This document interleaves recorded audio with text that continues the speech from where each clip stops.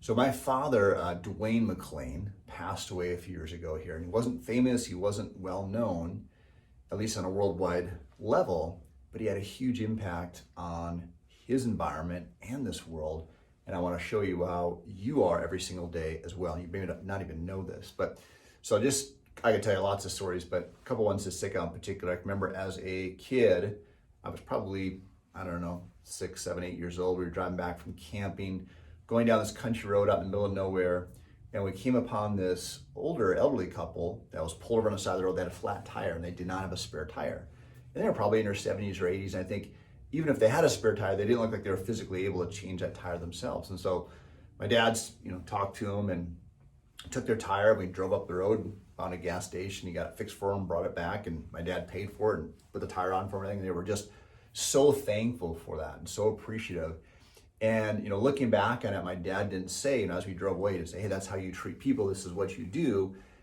He just did it by example. I get lots of other stories. I can remember when at his funeral, I actually found out that my mom's still alive, but they'd go into this place for lunch quite often, and they a lot of times had the same waitress. Where they found that the waitress was trying to go to school and was really short on money. They just helped her pay for school. They didn't tell anybody about it. They didn't ask for any accolades.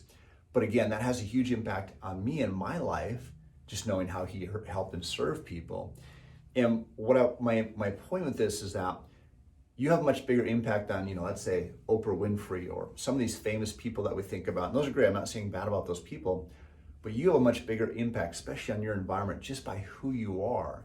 And we are all created so unique, right? I think it's just amazing that none of us have the exact same fingerprint. We all have the unique gut bacteria, which I learned here recently. There's no two people in the entire world that have the same gut bacteria or the same fingerprint as you. You are unique.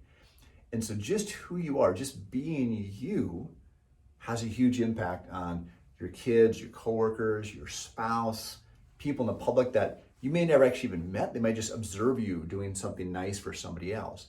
So you don't have to do anything special other than just being you, which is really special. So the reason I bring this up is that this is one of the things that our goal is with chiropractic care here in our office is to remove interference from your nervous system, to maximize your potential to be the best version of you. Not what I think that you should be, but what you should be, the potential of what you are. But we can't have that potential come through if our body's not functioning the right way. Even the upper cervical area has a huge impact, even the whole spine, but especially the upper cervical area has a huge impact and a feedback back into our brain.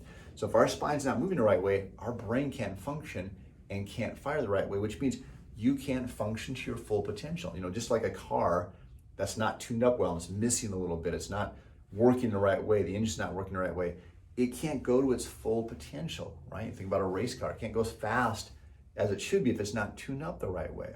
So same thing, when we're adjusting your spine, is to remove that interference that potentially can come through so you can go out and have a huge impact in your world, in your life, just by being you.